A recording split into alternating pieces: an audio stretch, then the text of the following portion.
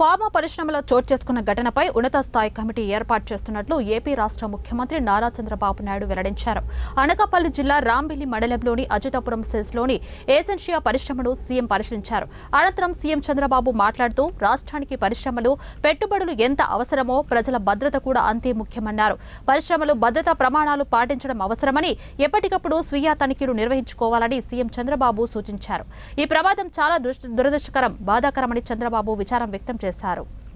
24, 21, 3, 22, 4, 23, 5 ఇప్పుడు వచ్చే కొందికి అచితాపురం ఒకటి. ఇంత మునిపే ఏప్రిల్లో మళ్ళా ఒక ఇన్సిడెంట్ జరిగింది. ఎల్జీ పాలిమర్స్ జరిగినప్పుడు ఒక దానికి దీనికి డిఫరెన్స్ మీరు చూస్తే అది పాయిజనస్ కెమికల్. ఇక్కడ పాయిజనస్ కెమికల్ కాదు గాని ఎక్స్ప్లోజివ్ కెమికల్. ఆ బిల్డింగ్ మనం చూసాం, చాలా భయంకరం.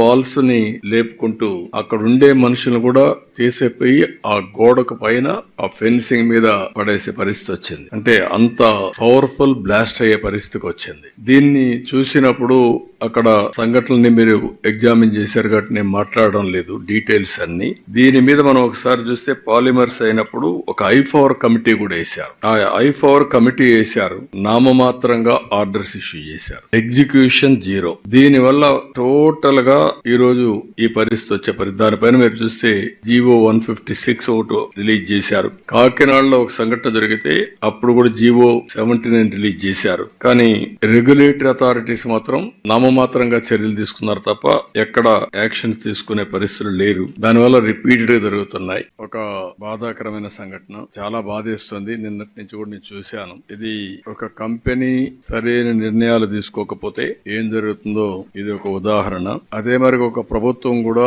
వారసత్వంగా వచ్చే కొన్ని సమస్యల వల్ల ఎలాంటి ఇబ్బందులు వస్తాయో ఇది కూడా ఒక డెమాన్స్ట్రేషన్. అది ఇక్కడ మనం చూస్తే Essentia advance sciences pharma company, ఇది రెడ్ కేటగిరీలో ఉండే కంపెనీ. 17 మంది చనిపోవడం, ఇంకా ఒక 7 మంది, ఒక అతనికైతే 54% బర్న్స్ ఉన్నాయి, ఒక అతనికి 24% ఉన్నాయి, ఒక అతనికి 17% ఉన్నాయి.